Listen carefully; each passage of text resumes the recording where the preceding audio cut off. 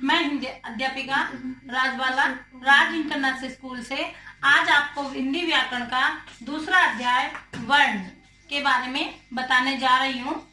वर्ण की परिभाषा, भाषा की सबसे छोटी इकाई जिसके खंड नहीं हो सकते वह वर्ण कहलाती है।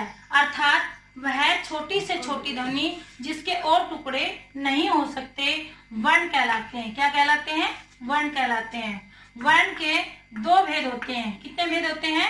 दो भेद। नंबर 1 स्वर, दूसरा व्यंजन। अब सबसे पहले हम स्वर के बारे में जानेंगे कि स्वर किसे कहते हैं। स्वर जिन वर्णों का उच्चारण स्वतंत्र रूप से किया जाता हो उन्हें हम स्वर कहते हैं, जैसे अ, आ, ई आदि। स्वर के 3 भेद होते हैं। नंबर 1 ह्रस्व स्वर, नंबर 2 दीर्घ स्वर, नंबर 3 प्लुत स्वर। सबसे पहले ह्रस्व स्वर, इनकी संख्या 4 होती है। दीर्घ स्वर, इनकी संख्या 7 होती है।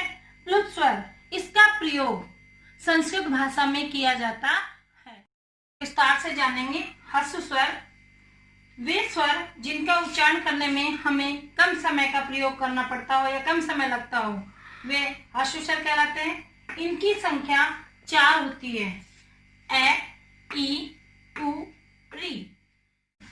वे स्वर जिनका उच्चारण करने में ह्रस्व स्वर से दुगना समय लगता हो वो दीर्घ स्वर कहलाते हैं, जैसे आ, ई, उ,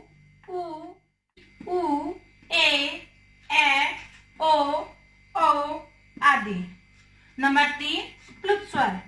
इस स्वर का प्रयोग संस्कृत भाषा में किया जाता है, जैसे ओम, हे राम आदि। वर्ण का दूसरा भेद है व्यंजन।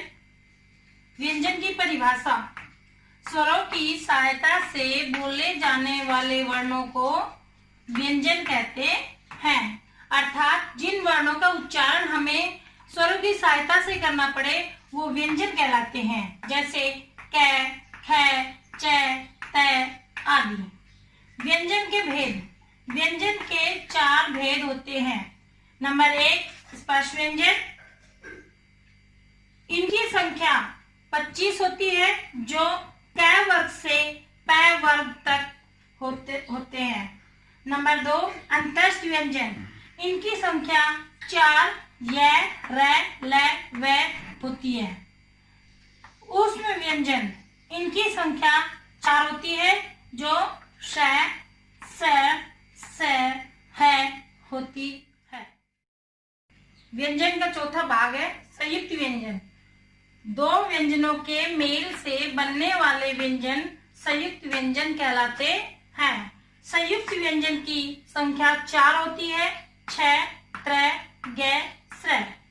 अब ये बनने वाले शब्द हैं, जैसे अक्षय क जमा श जमा अ, त्र त जमा र जमा अ, ग ज जमा य। योग्य बातें, व्यंजन के साथ जो स्वर का चिन्ह लगता है उसे मात्रा कहते हैं।